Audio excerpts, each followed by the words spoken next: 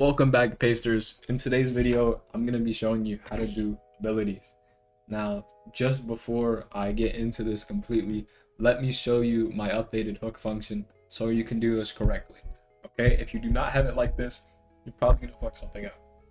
So look at my code. I have the VFT first, then the function, then the detour, then the original, which used to be over here.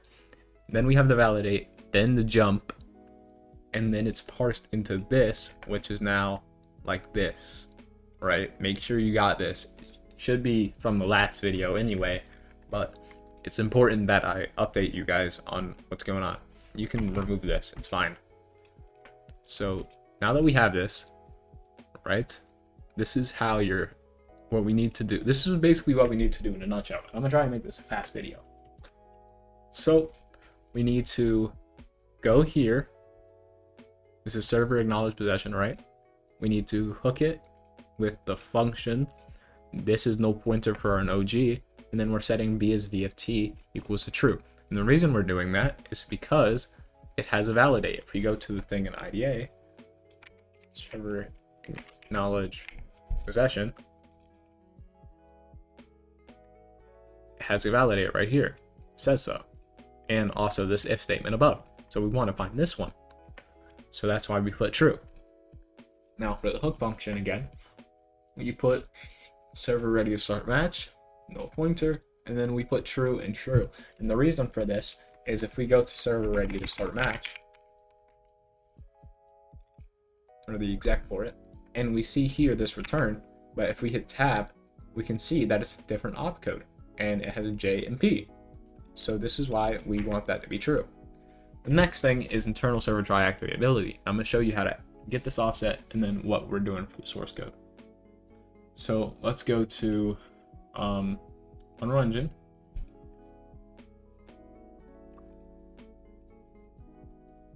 Any day now. Ignore that. It's my own game server. We're going to search for internal server try activatability because that's what we're hooking, and we know this is an Unreal Engine function. Yes, it's an Unreal Engine function, even if you don't know. Okay, so what we should remember is important. Let's get into the code of this first. So what we should remember is that the first parameter is always going to be what inherits the class, or what the function is defined in. So the function is defined in uAbility system component seen right here. So uAbility system component on our hook is actually going to be our first parameter. And then the rest of the parameters are just literally right in front of your eyes, bro. Just use your eyes. Okay. So we wanted to find the ability spec from handle, right? And we can take a quick look at this and you can kind of see what I did. You don't have to do it one-to-one, because it's just why would you want to die? But here, let me take a look. Okay, can I find it, please? Okay, here we go. Right, we go here, we can see it looks very closely aligned with what we have right here, and that is necessary. We have the spec equals handle. The only thing is we don't have this stuff because it just makes our life. We don't have this if statement because it makes our life easier to not use it, and we don't need it. Yippee. If you want to be proper, do it. But I don't recommend because I don't like answer. So that's what you want to do. And then let's go back here. Okay. So we're still in the internals server try activatability, even though that made it look like it was for a second. So client activatability failed. This is something we can do, but is not necessary. So we just return. We get an ability. There's no ability. We just return.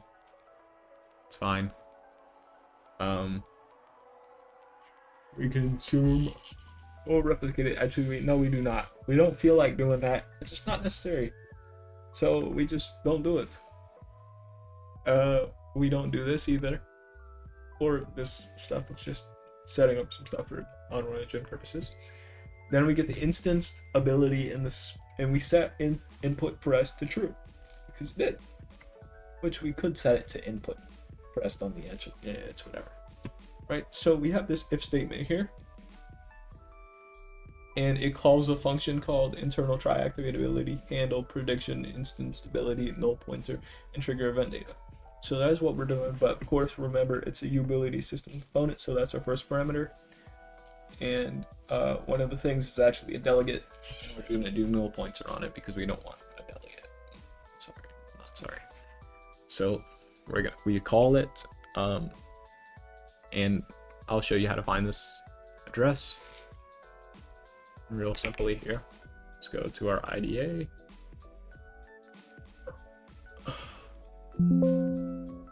Honestly, this might be it, even though it's not. Okay, no, it's probably not. I'm not doing the math.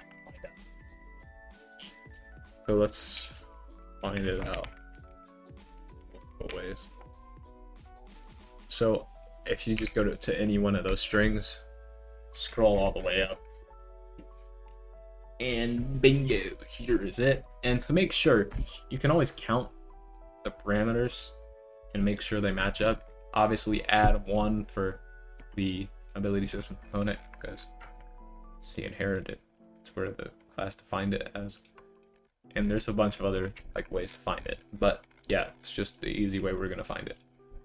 Okay, so then we just call it, because personally we don't do any logging when it happens.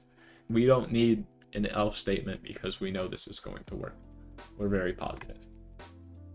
If we were debugging, we would want to do it. All right, so now on to finding the actual index so we can virtual hook it. Now, it's not as simple as most other functions because it's not an exec function. So what we want to do is we want to search for where it is called. Now, we search here. This is the first one we can see. So server try activatability. Now we know this one is an exec function, mainly because it's right in front of us, and also it says server try activatability underscore validate. So we just copy this name here. We go to function name in here. And boom, here's our exec, right? So we want to do the similar thing, but what we actually want to do is we don't want to hook it, although we could. The same effect as hooking internal server try activatability could be done if you just hook these two and just return exactly what they do, because it makes sense, right?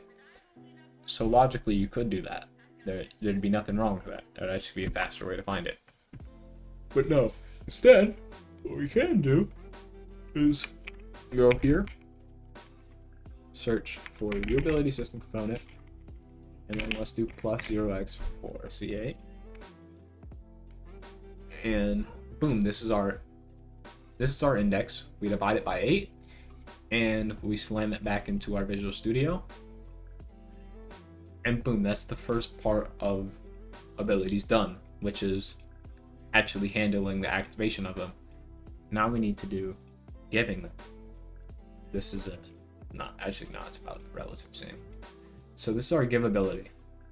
Now let's take a look at it in Unreal Engine.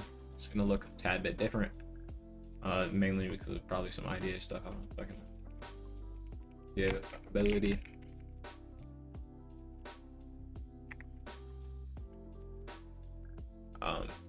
And all it gets is the spec, but in this we do the handle and then the spec. I believe it has something to do with the compiler assuming that it just makes a return value, like this is the ret, because it's the same thing that give ability returns.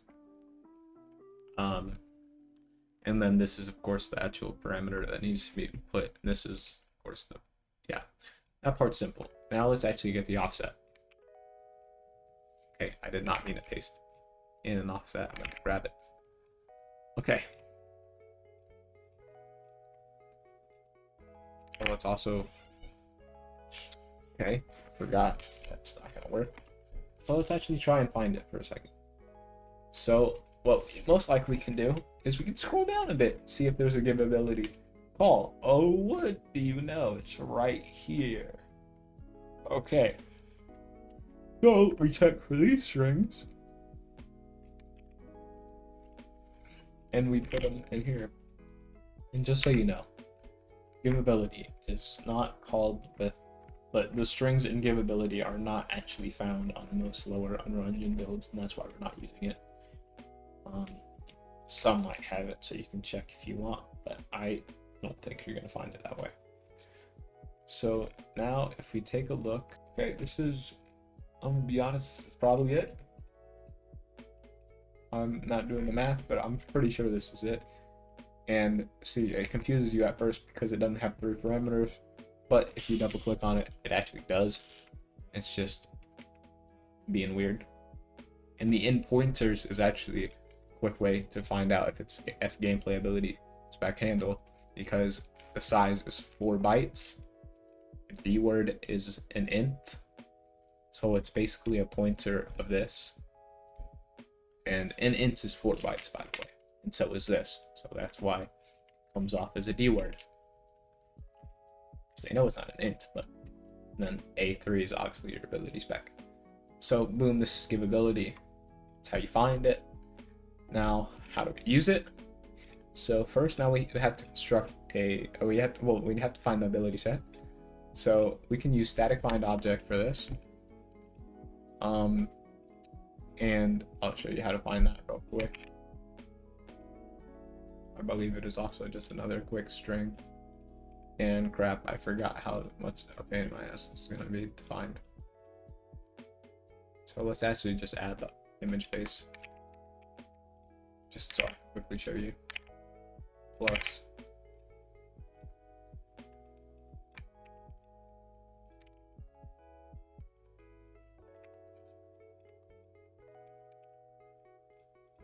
spaces.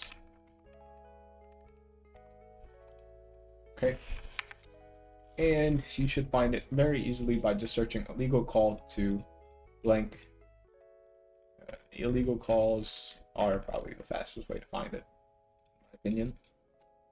Put your address here, you put uClass, uObject, the string, and then the bool.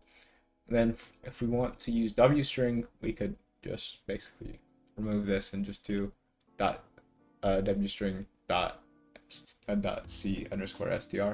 But because we're using std string, we want to do all this. We want to make a template so we can easily set up the thing.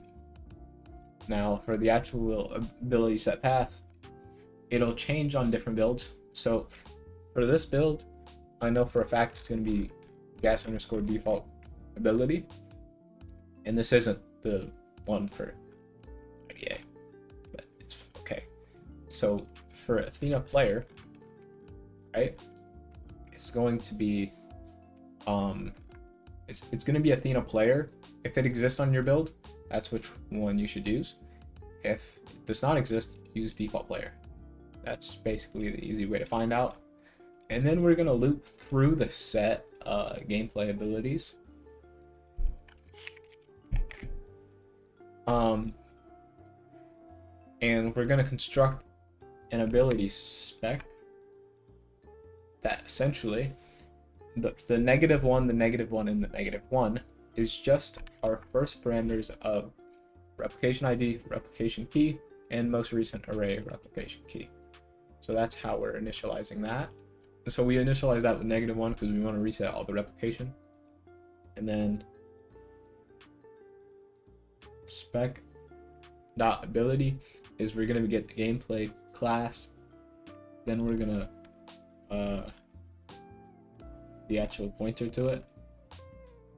Then get the default object. Then we're going to set the level to 1, put the input ID to -1, source object to null pointer because we don't have one yet. And then for the spec handle, we want it to be random, just so it's not cursed. And give ability should be controller K2 get pawn, or if there's no pawn found, you can go ahead and use the player state. That'll work just as well. Okay, hope that was a quick explanatory video. See you guys in the next one. See y'all.